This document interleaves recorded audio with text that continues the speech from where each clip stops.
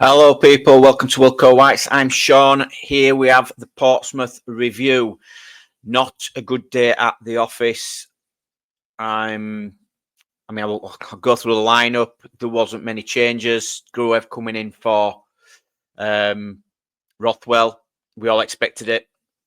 Nothing new there. Portsmouth making one change. Hayden coming out and Potts coming into that midfield for them. But it was as we expected. Surprised with Portsmouth. Obviously, they went for it. There was questions asked whether they'd field a weaker team with them having a big game coming up against Plymouth. But he went for it. They went for it. And it's paid off. They got the points. Great win for them.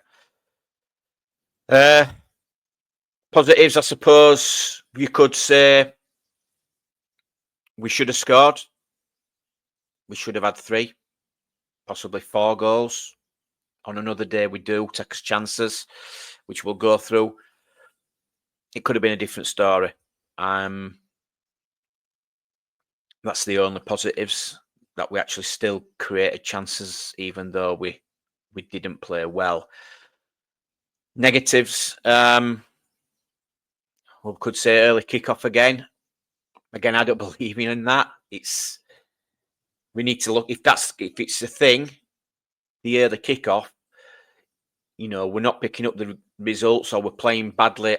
Then we've got to look at the preparations before the game, because then that's all wrong. We need to be getting out of bed earlier, you could say, but I don't like to use them as excuses. Other teams have early kickoffs. Portsmouth kicked off at the same time. They looked well up for it. What's our excuse?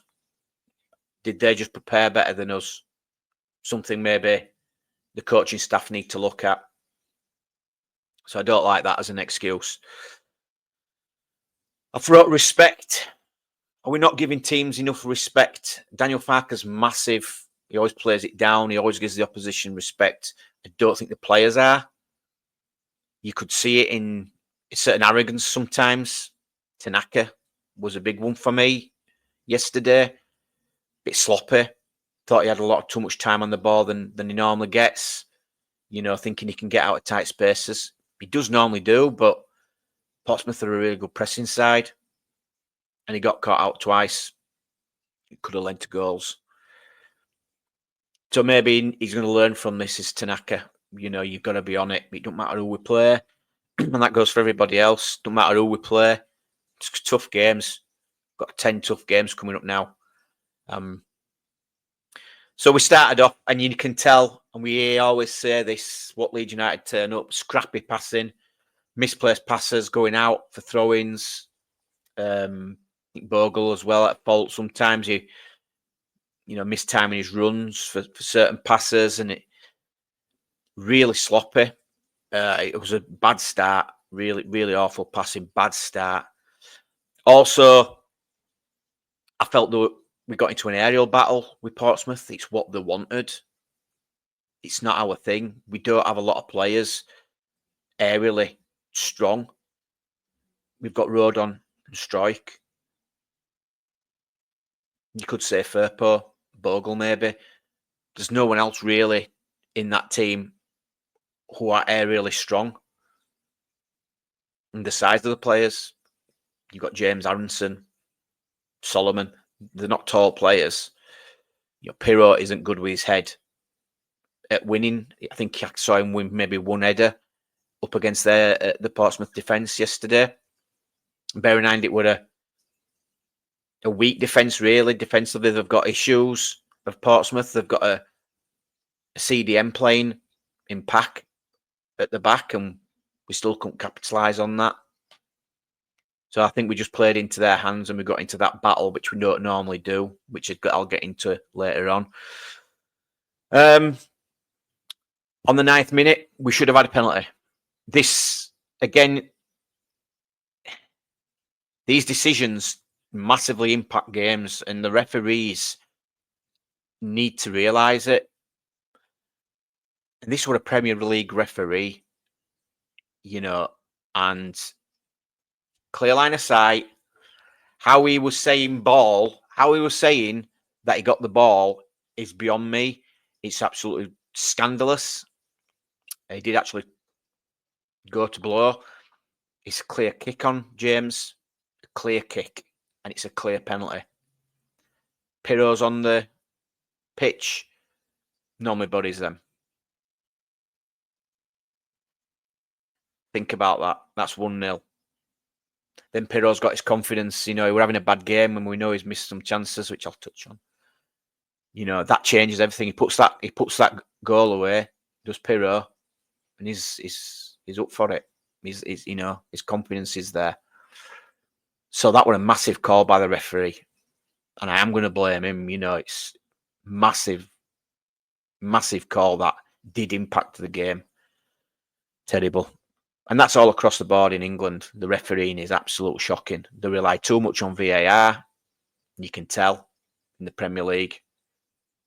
You know, there's no pressure on them. They don't have any balls, most of them, to make the correct calls. Ridiculous. I put 20 minutes. It took us 20 minutes to settle down into the game until we started getting into his rhythm. Again, Portsmouth really pressing us, but then James got more into the game after 20 minutes. Firpo getting into good positions, overlapping like he does, getting to them dangerous areas in their box. But it took us 20 minutes to do that.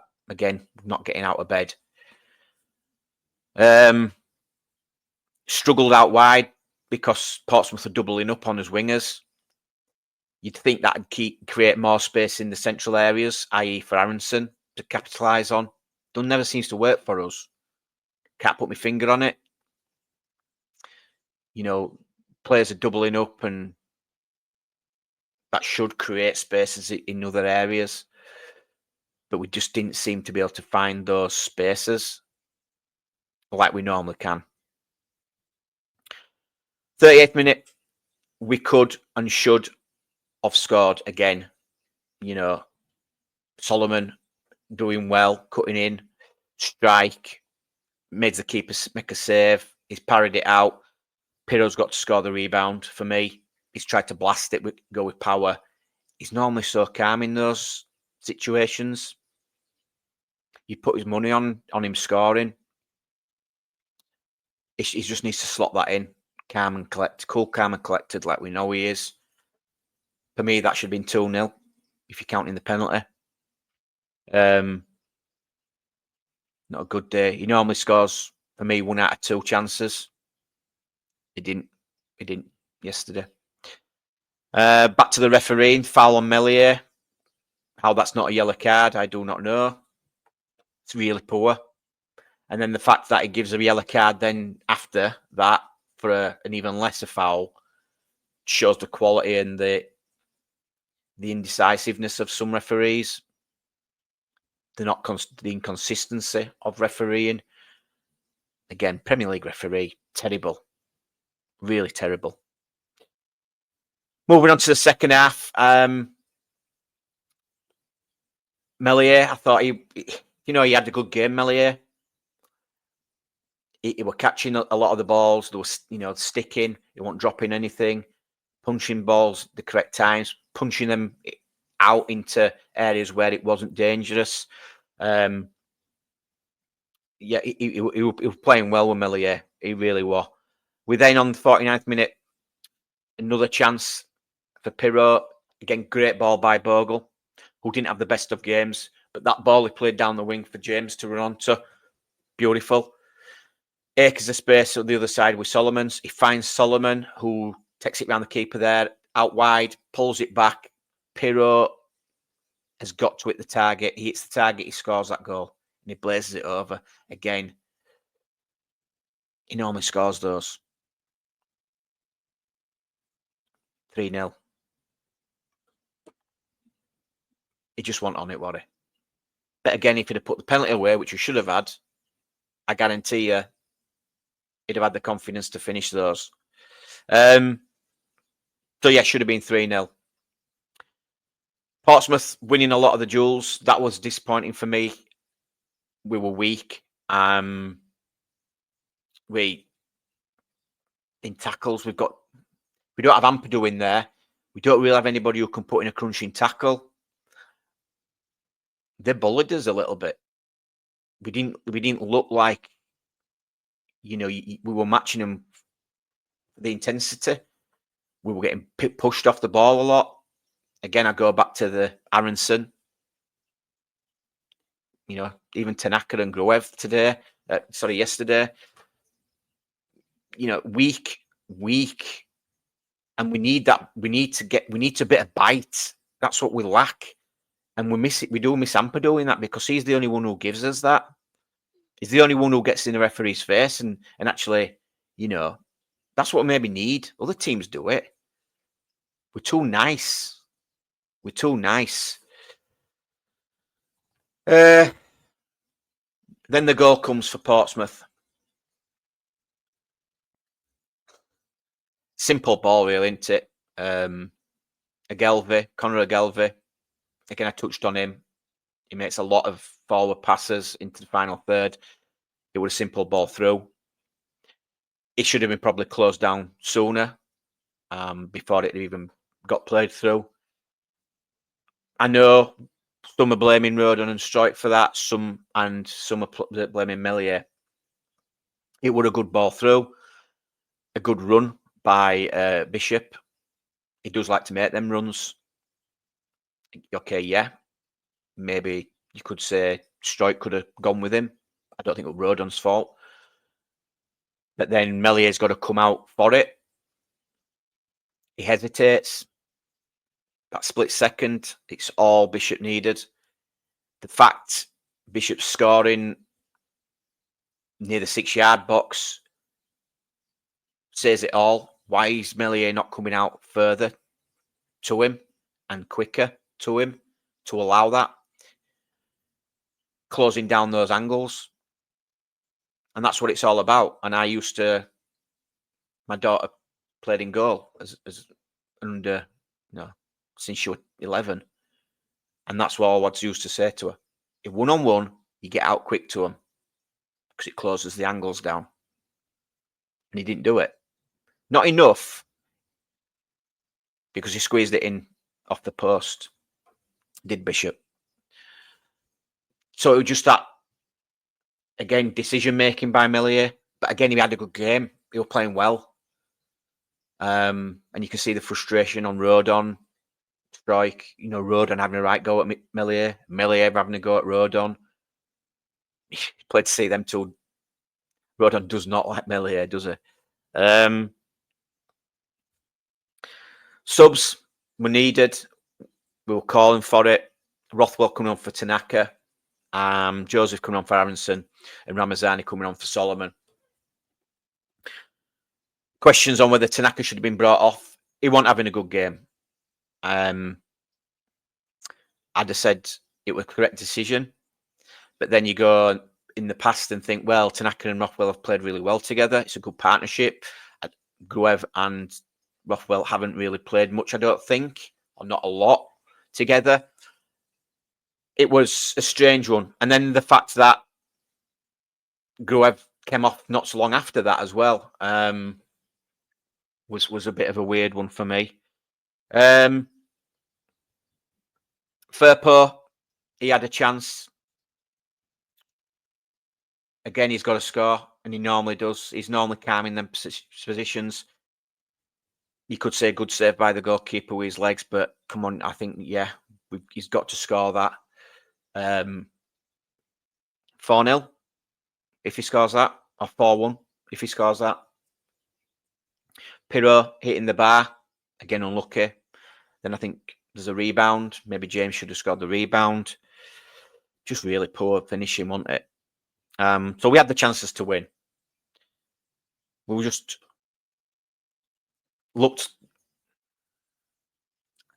I think the tactics for me, it was simple tactics by Portsmouth. Long balls. They like to do it. Quick stats for you on the long balls.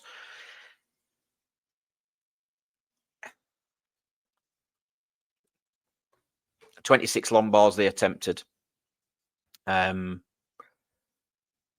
They had 316 passes in this game. Only 88 passes in their own half. 142 in the opposition half, in our half. And that's because of the long balls. And they like to do that. They've changed slightly. They play it long into our half for us to deal with. And then they'll press us. Because it's a bit like Jesse Marsh, how he wanted to line up. And it worked. Because we're not good aerially. I've just said it. Rodon and Strike, yes, okay, they won the aerial duels, but then they were knocking it down into areas where there are a lot of Portsmouth players. And our midfield then winning the ball didn't have enough time to do anything with it. So fair play to Portsmouth. We had 441 passes. But half of those, 220 of those passes were in our own half. We only had 125 in the opposition half. It were like, and you had 12 long balls. It's not something we do. Meslier kicked it long quite a lot. And that's not down to Meslier. That's down to the pressing of Portsmouth. Really pushing high with the press. Is it that easy against us? If it's that easy, then other teams should start doing it.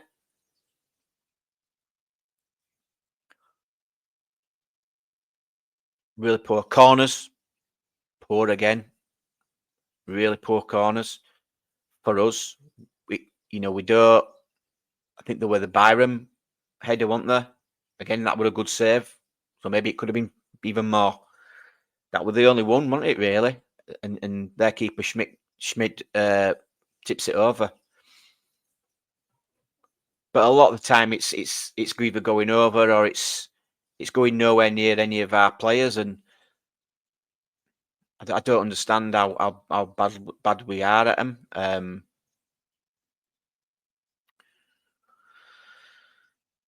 Defensively now, look at the defensive stats, and this is again because of the long balls. We made 56 clearances.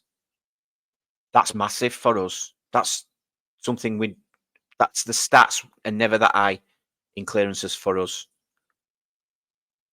But because of the long balls by Portsmouth, Portsmouth only had to make 30 clearances all game. Keeper saves, yep. 2 for Meslier, 4 for Schmid. And, I'll show you the player stats because it represents the game. It does. Player stats there to see.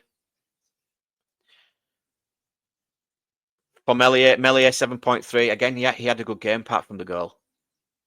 Firpo 7, Strike 7.4, Rodon 7.3. They did okay. Bogle, who I thought said was off it, 6.5. He was. Tanaka, really low, 5.6. That's probably his lowest for this season. Guev, not bad. Could have been better. Solomon, again, got him doubled up on. Didn't have spaces to run into. Brendan Aronson, didn't even notice much of him in that game. 5.6. Dan James, 5.7. Maybe a bit low for Dan James, that. Pirro, 6.4. Yep, he's missed his chances. He's fluffed his chances. Not able to win headers. Really poor, really poor. For Portsmouth, obviously their goalkeeper, 8.4, standout star man. Made some good saves. There was good saves, but there were also bad misses. Their backline, Agelvi, 8.1. I said he's one to watch, and he proved it. Packpool, 7.1. Swanson, 7.9. Potts, Dazelle, Murphy, standout, 8. Bishop, 8.2. Who's doing really well. He's on form, scoring quite a few goals, especially at home. Looking at the stats for the substitutes, not fantastic, is it? For Leeds, Joe Rothwell, 6.4. Ramazani, 6.2. Joseph, 6. Sam Borden, 6.1, although we were unlucky with that header. Nonto, 6. Again, guys, the players coming off the bench aren't impacting the game. You know, Ramazani's not played for 2 weeks, and then he's expected to come on and turn the game around. Not good. Nonto, again, not good. Again, these players they're not tall players. They're not big, tall players. And you know what? Not maybe playing to the strengths sometimes. I don't know. But Nonto, I don't know. It's passing. Sometimes it's just sideways. It's not as direct as we want it to be. Joseph, poor. He's really he's poor, weak. His first touch is bad. He's not good aerially. Or I'm not seeing it. He don't bring anything. He's not bringing anything at the minute. And I hope it changes for the lad, I do. But this is, and I'll say why we should have brought another striker in. Adam Armstrong would have been great for us as a different option off the bench, proven goal scorer. Actually, yeah, too much. They're not going to pay 20 million. A number 10 option, come on. There's 10s out there. Even if it had been like someone like Finn Aziz from Middlesbrough, who's having a fantastic season at Middlesbrough, you know, someone like that, championship proven. We'll worry about next season. That was my worry, and it were fine because we were winning. But the West Brom game didn't fill me full of confidence. Portsmouth, and I said we had a full week. We had 8 days to rest. There were no excuses for Sunday. And the only excuse I can think of and what I'm hearing, it was dinner time kickoff. It's rubbish. It's absolute rubbish. It's still in his hands. This is the positive. It's still in our hands. But mentally, are we strong enough? Without as captain, Ampadu, well, we didn't think we'd miss as much because he's not really played in that midfield. I still don't know what was best. Is it Tanaka Rothwell? On paper, it is. But then, you know, you need Gruev in there to be winning those battles. But he didn't. Gruev didn't win his battles a lot against, you know, opposition players. I'm going to look at Gruev's stats.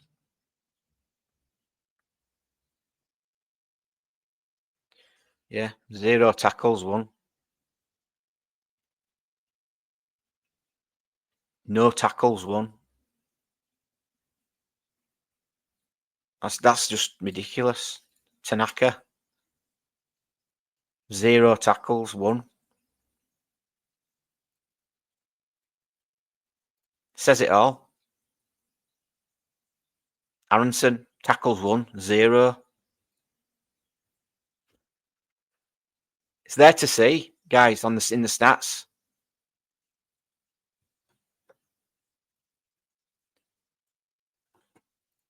It's there to see. 0 tackles, 1 from our midfield.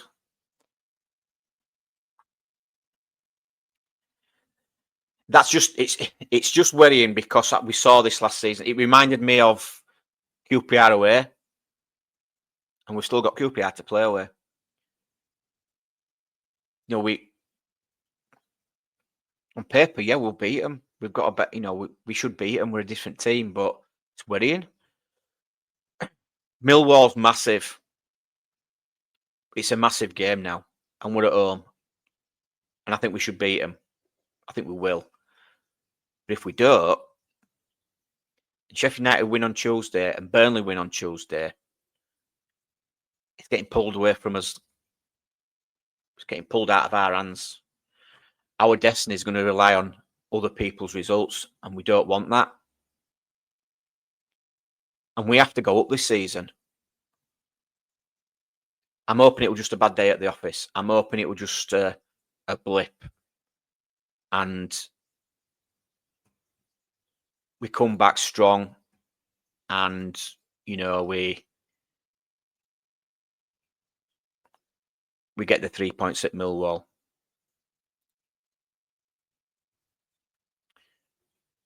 And then we go away QPR and we get a result there.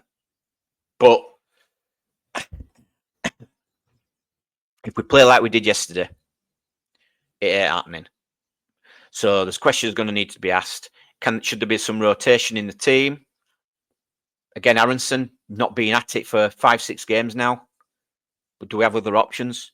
If Pirro drops in there, does then that mean we play Matteo Joseph? Going off his form, no. If he plays 90 minutes, would that help him? So then, yeah. If it's going to help him get some form back, okay, play it, do it. We go like a 4-4-2. You know, Pirro playing just behind as a false 9. Do it. Why not? Aronson's not at it. He's off form, and it shows in recent seasons. He starts well and he dips off in form. It happened when he was playing in Germany. You know, this is a thing for that Aronson does, and it's a long season in the Championship. You know, it's not a 36 game. It's 46. It's a long, tough season. Maybe he needs to come out. Maybe he does need to play someone like a Ramazani in there, or Solomon in there, or Nonto. Just do something different. I even said, why not play the 3 midfielders? Put Tanaka in there. Why not? Why not? I don't believe Tanaka can't do the pressing. You know, play Gruev and Rothwell, and then Tanaka. Try it. It's Farke's stubbornness not to try these things. And okay, look, we've lost 1 out of 18. I know. And maybe I'm looking at it too much. Maybe, I don't know. It's just such a worry, and this has been my worry. It's how we're playing, and I just think, look, I've seen it before. We're dropping off again. We're dropping off. We're taking the foot off the gas. We're thinking we're going to steamroll teams. No, we're not. Learn from your mistakes from last season, please. That's it for me. Obviously, we're going to have to touch on Millwall tomorrow. But please like and subscribe, guys. I'm trying to stay positive. I'm happy now, top 2. I'm not bothered about winning a league. Just top 2. Let's just get better than 3rd. Let's get promoted. Massive things are going to happen to this club if we get promoted. Financially, new stadium build. It's exciting times, but we need to get it over the line. Fingers crossed, boys and gals. Try and keep the faith there. See you later.